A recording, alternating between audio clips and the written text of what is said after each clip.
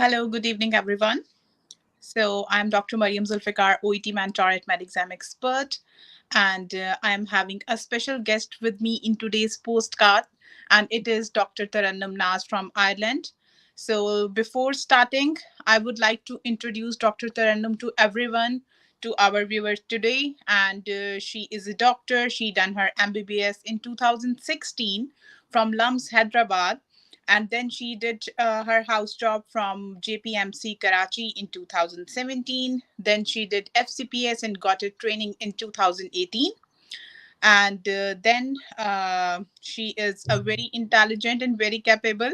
So she got a CPSP scholarship, and she got the scholarship in July 2021 and came to Ireland. And then she worked as SHO in Beaumont Hospital in colorectal surgery and vascular surgery. And she did the excellent exam, which is MRCS. And I know that a lot of viewers are listening to us today because it is the most frequently asked question by me and a lot of our team, like if we can help the aspirants to tell them and to give them a knowledge regarding MRCS exam. So Dr. Taranum is with us, who did her MRCS in 2023. She did part A in January 2023 and part B in May 2023.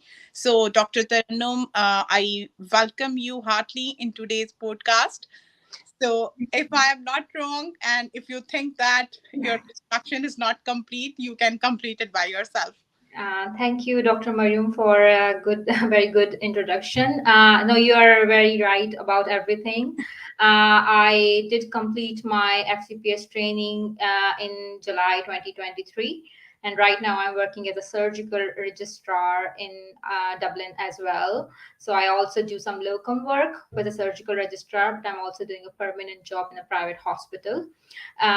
So yeah, I completed my exams, thank God, in 2023 as well. So yeah, you're right. Yeah, congratulations once again, Dr. Taranum, for completing MRCS exam. So, before proceeding to the general question regarding exam preparation and all, can you please tell our viewers some words regarding life in Ireland?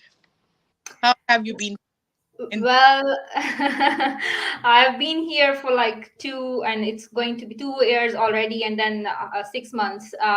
Well, how tough is life is, if you're asking when you come, it's very tough, I would say.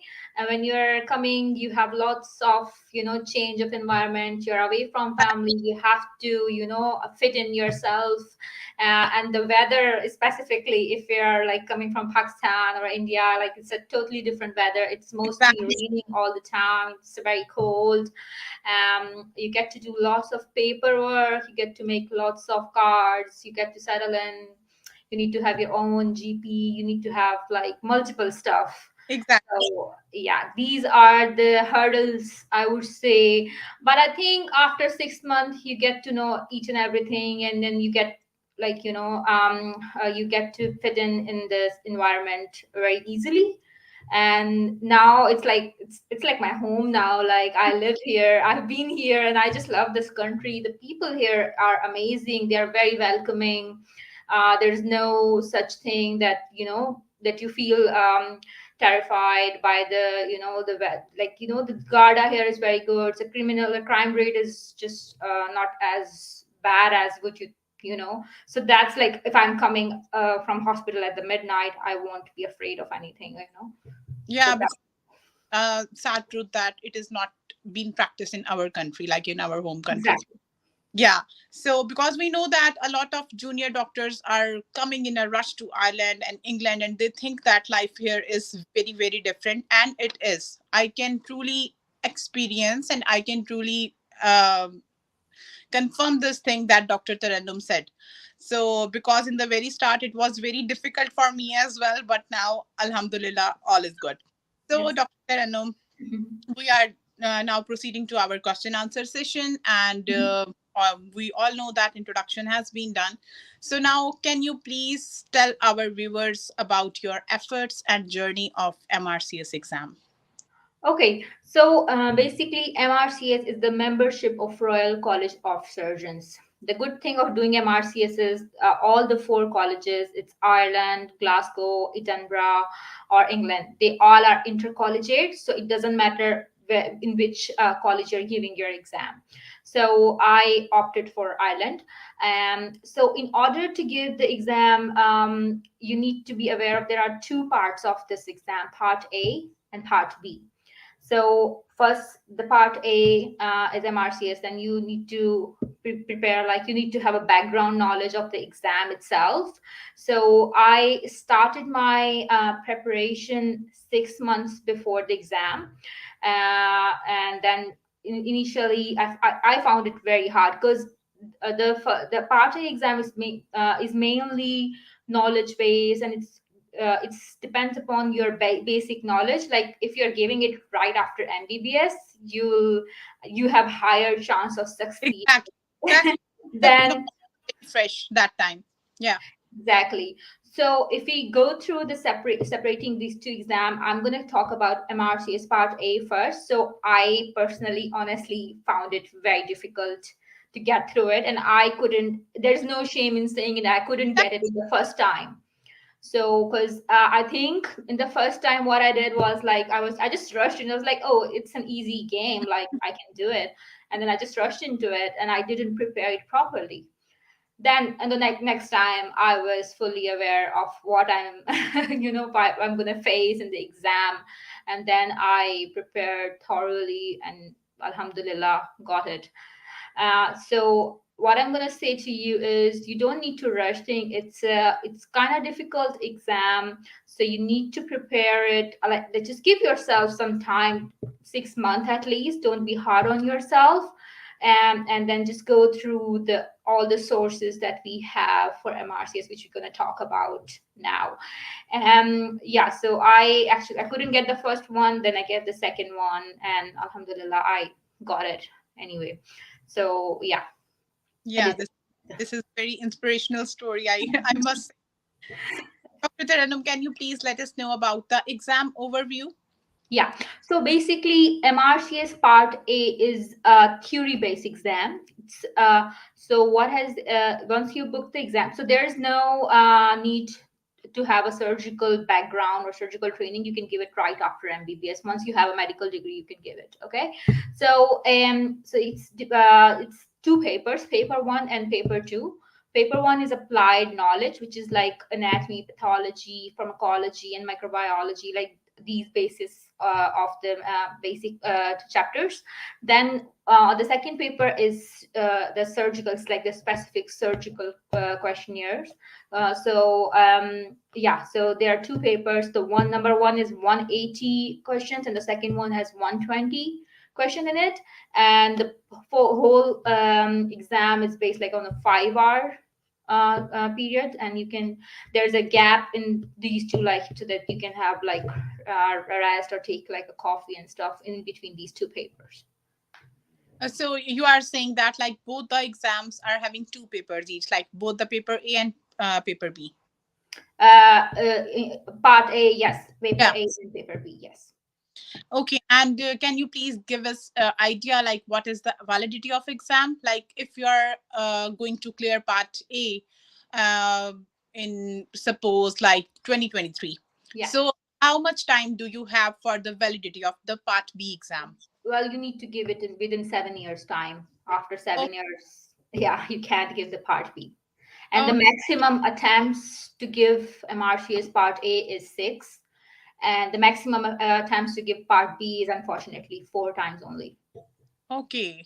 And what do you think that how hard is the success rate? How will you define the success rate and the passing rate? What do you think that is it is easy for a student, average medical student to pass it very easily? Well, unfortunately, the success rate for part A is between 43 to 47 from the past data that I got. Like, so it's harder than the part B exam, and part B is usually 65 person, you would say it's 63 to 65% an average. Well, if you're an average student, I would say give yourself time, don't need to rush it. And there is a thing we call like smart work. So this is all about smart work Yeah. nowadays, not a hard work. So you need to know what you're doing, you need to have good resources, and you need to just not work around everything that you got. I've seen people, they just go through every book. They, like, Exactly. if they're like, oh, we're going to study this, we're going to study that. No, it doesn't work like that. You need to focus on one thing at one time. So that means it's not a quantity, it is the quality of the knowledge. Exactly, exactly. Okay, so and can you tell us that do you think that self study is best, or go rush for any sources like the academies or the online platforms? What do you think? In fairness, I didn't go through any platforms or any academy myself for Hmm. part A. For part A, like if you have any study partner with you, which is very very good. I didn't have anyone in that matter. So what I did was just studied myself through EMRCS. Maybe this is the reason I couldn't get it on the first time. Like, I don't know, some people do go through multiple platforms. There are multiple available platforms for part A, and the only thing is that you get a full time table there. There's a schedule. There's a people who are studying, so they, that I think keeps you motivated, and that's how you study better than the person who is doing it single handedly. So I think that can be one of the reason I didn't go through anything for like part A. Okay. And what do you think? Which is the best preparation source or the best SBA? What do you prefer to the candidates which are just. Yeah. Well, people go through the books and stuff, but I would say if you're really looking to get it, so then just go through the online question bank. And I found EMRCS is the best. Like for me, it was best. People go through past tests and EMRCS both, or some just go through past tests. But I didn't find past tests as good as EMRCS. Okay, so it is online subscription and it is a paid subscription. Yes, Uh, it's an online subscription. I think they charge around 40 euros, that are 42 euros, or 39 pounds, kind of that. Yeah. okay, and there comes another question like how many years of surgical training is required to complete all the parts of RCS exam? Well, for part A, as I told you, you don't need any surgical training and stuff. Even for part B, there is no requirement of doing the exam. It's just that you have your 3 months of surgery in internship. You can give the exam even after the part A.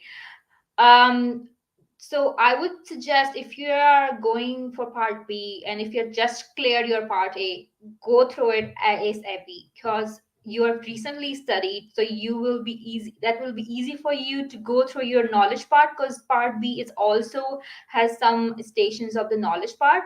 So I would say go as soon as possible for the part B. The good thing about the being in surgical training is you have the kind of skills to go through the skills part. You have your communication skills classes done in the, like I was working as an SHO, as a trainee, so I was having classes in the RCSI already, which helped me a lot to go through, like, to get my skills portion done. So I would say, yeah. But for the part B, I do think that you need some platforms, and you need to have a proper discussion with people. You need to like discuss scenarios, and you need to like the act according to the scenarios and stuff. So I did have multiple people around to just study with them. I did use a platform for part B. Okay, that's very good. And can you please tell us like the basic eligibility criteria for appearing or booking of examination? Oh, you need to show them your degree. That's Okay, all. Yeah, it's just for part A is just a degree that needs okay. to be. Yeah, yeah, there's no There's such thing. nothing for like some of the membership exam just want primary medical qualification. Along with that, they are also requiring like 1 year house job or 1 year internship. I don't remember myself showing them internship and stuff. I don't think so. As far as I remember, because I when I did was I booked it through my RCSI ID. That is because I was the student back then. But I asked my friend, and he also said that he didn't go through the RCSI student ID. So he said that he just only gave the degree as well. So they didn't ask for it. If there's any change of criteria, I'm not aware of that. But yeah, Okay. he didn't go. He just applied for the primary qualification. Okay, and there comes an other question. As you were telling us about, there are four royal colleges for the like Royal College of Surgeon. So if Yeah. you are going to pass MRCS exam, then it means you are affiliated with all the four colleges or just. Yes. Yes, so it is recognized in all four. You are like all four will recognize you. So once you have your part A and part B, you can get your GMC, you can get your IMC. So you will be recognized in both. You can work in UK, you can work in Ireland. Okay, that's very good. And as we are talking about the recognition of exams, so can you have any idea like around the global recognition of this exam? Like in many more countries, we can work after passing this exam. Well, I would say no. Like you can work in UK and Ireland as a registrar, but in order to be recognized globally, you need to do the fellowship. Like it's accepted in Middle East, that fellowship. In USA, you need to give MLE to get the after FRCS as well to get a fellowship in USA Yeah. as well. So it's just basic membership exam. You need to have your fellowship in hand. Okay, and as you were telling about fellowship, now there comes an other question about the fellowship of this exam, because this is frequently asked question by a lot of aspirants, and one Yeah. of the key is that, like, if the person has done MRCS, Mm-hmm. whether in Ireland, whether he's in England, then what other courses he can do in the US or the Canada. So, if you have any idea about this question, please answer us. For like MRCS, you need to give exams for like just to practice in USA and Canada, like MLE, and there's a Canadian exam as well. I don't think like you do get an edge of the exams, but it is not. It's not going to give you a pass to just get into Canadian system or just get into like American system. But after MRCS, the good thing is that you can apply like you don't if you're like switching if I'm switching my field, like I don't want to do surgery anymore, and if I'm applying for any other training program, like just like if I'm applying for GP training and then I'm applying for radiology, like they do accept MRCS, so like you will have an edge on other candidates in that terms. So, like if you want to switch, you can switch. Okay. And Dr. Tabassum, as we were talking about fellowship, so there comes a question like how many years after passing MRCS we have to do training to be a fellowship surgeon? So once you're a member, you're a member. It doesn't matter any years after part B. But Okay. like it depends upon how you're gonna go through fellowship pathway. There are two pathways. One is the direct training that you get after like after spending 2 years of SHOs in Ireland or UK, and then you apply for their training, general surgery training, which is very competitive. But if you get it, this is well and good. Like so you need to have your exams and in 2 years. And in Ireland it's there are less seats and more competitive, so you need to have like a master's in surgery and your research, a lot of research. So like getting training in surgery is like really hard. But there's another thing that most of the surgeons who are like international medical graduates do is going through alternative pathway. So which is you do like MRCS and then you have to do like six. It was six earlier, but now it's changed to eight. So you need to do 8 years of registrar jobs, like standalone jobs in Ireland, and then in order to give FRCS Part A, you need to have three references of the consultants that can sign your paper that this person is eligible for the exam. So once they sign you off, you can give your FRCS Part A, Part B. But in order to get recognized as a consultant, you need to complete your years and then you can register as a consultant. Okay, and as you are talking about this, so how easy is to get sign off consultants and your references? Well, depends upon how good you are at your job. Y- Usually, I would appreciate the consultants here in Ireland. They are very helpful. So I mean, if you're good at work, you're a hardworking candidate, they won't hesitate giving you a reference. But it's like a big responsibility. So like someone is saying, "Oh, this guy, this person can be a surgeon." So it's a big responsibility, but Yeah. you need to be good at your job. Yeah. So now, Dr. Taranum, I would like to ask your journey of CPSP scholarship because in a lot of doctors are trying for it, and it would be Yeah. very if you share your words and your journey upon that. Yeah. So you will find it funny, Dr. Mariam, but I was literally thinking about it since I was in house job. So I Oh, did my yeah, so I did my house job from JPMC, and a yeah, lot of doctors from JPMC get this scholarship and they keep on going. It's very rare in terms of slums Hyderabad. Very rare people go through that. So yeah, so in JPMC when I was a house officer and my first rotation was surgery, and I was thinking I have to get my FCPS and I have to get this scholarship. So like myself and my friend, we both were studying from the day one of FCPS training. We literally used to go home and we used to study like 4 hours, 5 hours, as much as the energy we had.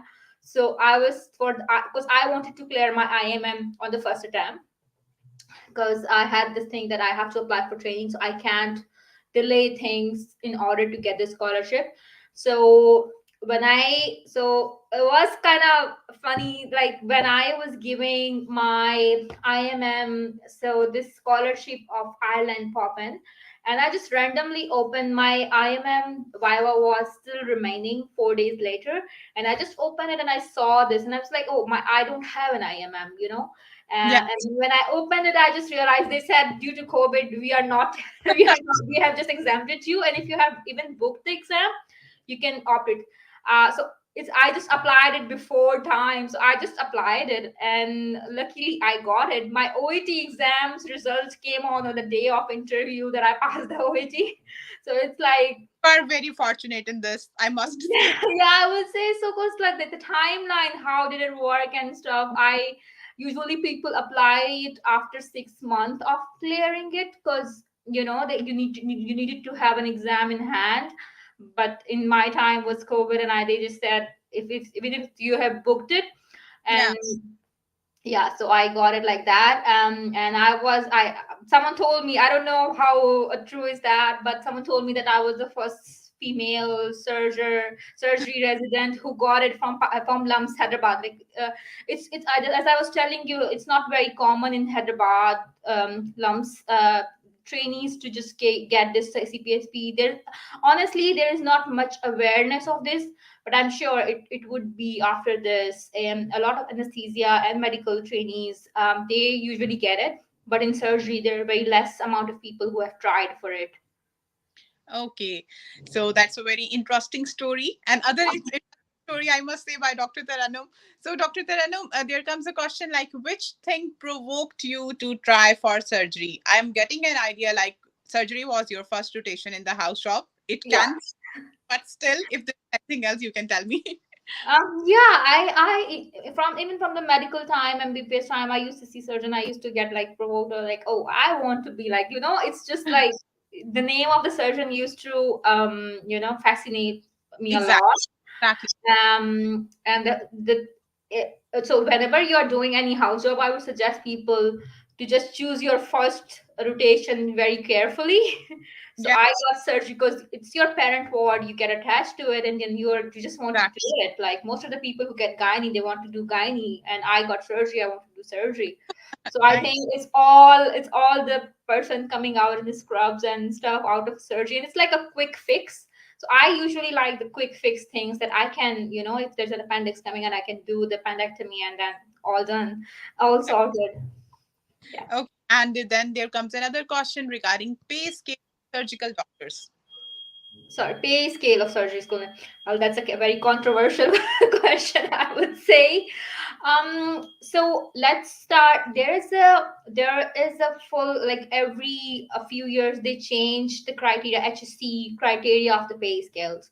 So if you ask me, they have like a list of this. So if you're coming as an SHO 1, which is like you're coming right after your internship without any experience, so your scales, I have it written down here, so I'm gonna tell you. So it just starts from uh, 40,000, the SHO 1, and in case it will increase. So there are 7 levels. So in SHO level 7, it's up to 67,000. So it depends at what level and what previous experience you have from that perspective. And also for the registrar, it starts from 65, 65, yeah, and then it goes up to like 70, 72. It all depends upon, like, from the registrar 6 is total is 71,000.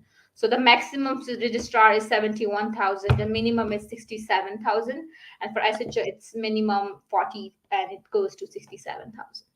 And do you really think that does it impact from field to field? Like, do you think that if the person is working in surgical ward and another person is doing like medicine or geriatric medicine, so do you think that there is a difference of pay scale? Well, in HSC, no. So if you're level SHO 7 in surgery, you and SHO 7 in medicine, they both have the similar pay scale. The Oh, only difference it makes is if you're doing any overtime shifts, yeah. it can definitely, varies from a doctor to doctor, but there is no difference in your SHO or, like, in the levels wise. Okay. And then there comes a question regarding timings of the hospital and overtime done by surgical doctors. Well, in HSC, there's an IMO. Like in Ireland, there is an organization called IMO who keeps an eye on how much doctors are working. So, I mean, they have guided, like, we just shouldn't work more than 39 hours per week.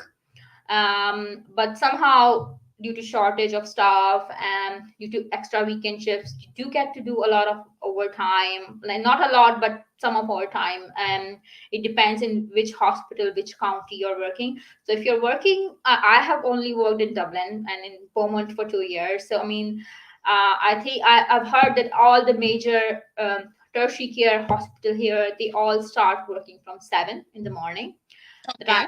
Yeah, so 7 to 5 is the official timing. But in, that if I'm in scrub and I have to do like a surgery and stuff, like, it can go from 6 to 8 to 9, depends upon what I'm doing. And on calls, like for SHO, there are 12-hour shifts because it can be very busy. So it's 12-hour shift from 7. So it's like 13 on the regular day, so 7 to like 8. And on the weekend, it's 8 to 8, and the night shift is from 8 to 8 in the morning. So it's like 12-hour shift for SHO, but for registrars, it's again 24, which can turn into 36, depends upon how many cases you have left.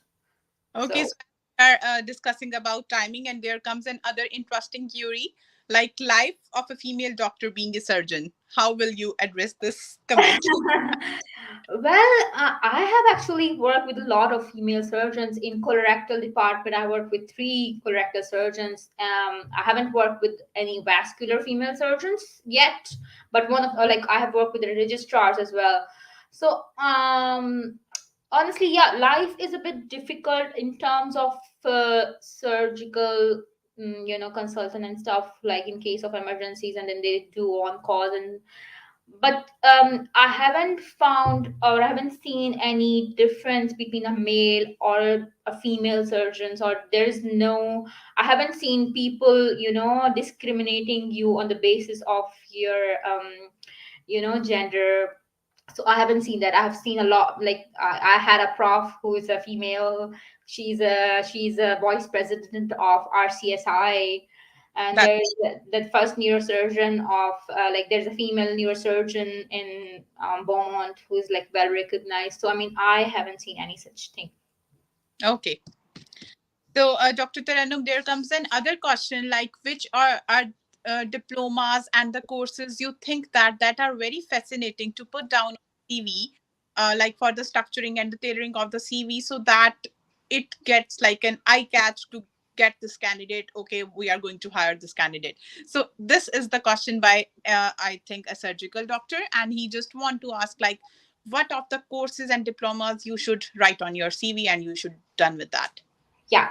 So first, I have seen a few CVs, Dr. Mariam, from a few of my colleagues back home. So for the CV point of view, I want to just emphasize on that they just don't make it like a storybook.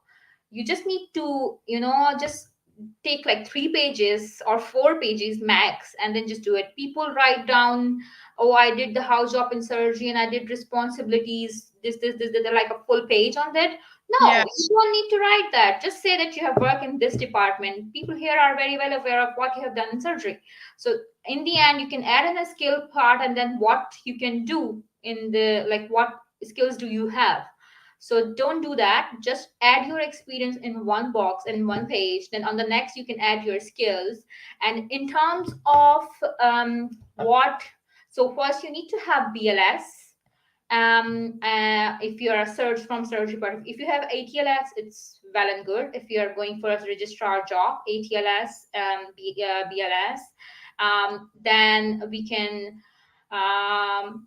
yeah. And if you have you're associated with FCPS or any surgery training in Sudan, they also get to do like a basic surgical skills and computer and IT training, these courses which are included in a part of the FCPS training. And also, as far as I know, in Sudanese training as well, so they do computer and IT training, workshops. So I would say BLS is the most important, and if you can do ATLS, it can increase your chances. And there's a course called CRISP, Okay. which is basically done in Ireland and UK.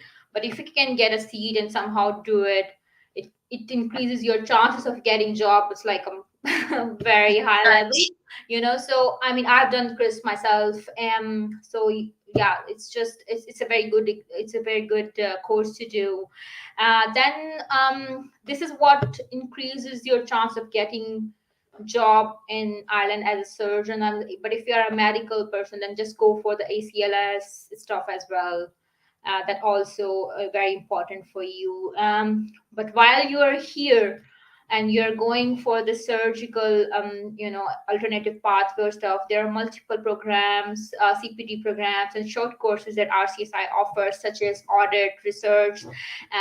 You can do like a basic and advanced laparoscopy, basic and advanced endoscopy procedure courses. They are very, very helpful. Um, Also, some people go through a master's in surgery, or if you're doing like PhD Yeah. or master's in medical, like I don't know what does it call, but in the medicine there's also there are a lot of like in rheumatology and stuff. So they get your chances of getting your training job makes very easy. Okay, and as you have come on the CPSP scholarship, but there are a lot of doctors like who are just coming by just doing their house. Directly. Yeah, so they are coming for just the NCHT job. So what do you think that because you are here in for 2 years in the island, so there comes a question like, what do you think that which specialty has better chances to secure a job in Ireland as NCHT? As NCHD, not Yeah, on a training. Yeah. yeah. So emergency department, the Okay. first thing. If you're in Pakistan, you're an medicine person, just go for the emergency department job. There are lots of vacancies here. So the aim is to be in the system, to get into the system. Then you can switch if you want to switch and if you are good enough. So getting the NCHT job in emergency department is, I would say, if you're interested, just apply for that. Number second is that even if when you are working in the emergency department, getting training is way easier than any other system. So yeah. So if you're in Pakistan, I would say apply for emergency department. But if you are in medical, I think getting medical jobs are easier than getting a surgical job. So yeah, so I would say go for emergency department first, and then medical SHO or registrar job, whichever you prefer. People are like they accept direct registrar jobs, which I would say can be very hard on your own self. So if you're coming first time to Ireland, then just go for an SHO job first. Once you know the system, you can go to the registrar jobs, because registrar job includes a lot of responsibilities. Oh, So good advice to follow, actually. So, Dr. Taranum, you were saying that if you're to the emergency department, but it depends on you. Like if you're liking the field or not liking the field, you can then switch. Then yeah. what is the basic thing and what is the attractive thing in the CV of that candidate? If the person is working in emergency department, then he's going to apply for the surgery or the medicine or any other field. Then how he can or she can switch easily? Switch easily. Well, once if you are a candidate here, go for, I would say, go for research and audits. So Okay. that also increase your numbers in your CV. And also, if you are someone going from ED to like any other fields, like just do BLS, just do these minimal courses, short courses, like, or there's an audit course. There is so go for ACLS. So just to make yourself and your CV stronger, just to increase your knowledge. Not just you're increasing your knowledge, you're also building your CV. So I would say go through all of these things, and that will be helpful. There are a lot of courses. So there, in order to get into a job, every hospital has different policies. So Yeah. there are some small courses like 15 minutes, 20 minutes an hour courses available on HSC land, which are like fire training, sepsis training, basis of infection prevention. So keep your CV updated with all these courses, which are required by your hospital, also required by the CBT points. So there is, we I think we haven't talked. It's a big detailed talk that there are CPD points that you need to have in order to get your IMC. So IMC people check your CPD points and how much you're involved in training and so you need to have a good amount of courses done. So I would say just keep doing. It's not like you're sitting and just doing your own. The problem with our people, Mariam, is that we are very hardworking. Yeah. So we are like, we can come in the 7, we can go home at the 7, and we are working on patients from day, like 12 hours. But we are weak in research and audits, and we are not aware of like how important short courses and stuff are. So we just need to work on that. Exactly. So this is a very, very helpful advice for a lot of junior aspirants, I guess. So Yeah. they I think so. Now they are getting their answer by this Yeah. helpful podcast. Yeah. Thank you so much, Dr. Taranum. Now we will end our podcast, and I will not take your precious time much. So can you please comment on life in Ireland being a Muslim? How do you find it? Well, I honestly have never faced any scenario where I will be, discriminate on the basis of my religion. Yeah, the timing, work timing is difficult, so you don't get to pray as Exactly. often as back home.